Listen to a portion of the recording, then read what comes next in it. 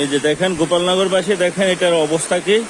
এটা হলো আপনার আগে যেটা ভিডিও করেছিলাম এটা হলো আপনার উত্তর পাশে, আর এটা হলো দক্ষিণ পাশে। দেখেন এখানে পানির যে স্রোতটা দুইটা ভাঙা পড়ছে, খুব অবস্থা খারাপ, এখানে আগানো যাচ্ছে না।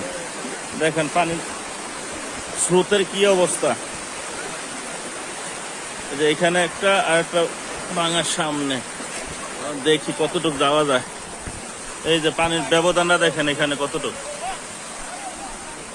এটা হলো খাইয়ারের প্রথম অংশে, মাত্রার শেষ সীমানা। হ্যাঁ হ্যাঁ ভালো আছেন? ভালো। হ্যাঁ হ্যাঁ এখানে কয়টা ভাঙা পড়ছে? হ্যাঁ সামনে একটা, টোটাল 4টা ভাঙা পড়ছে। 4টা ভাঙায় গোপালনগর দিকে পানি ঢুকছে।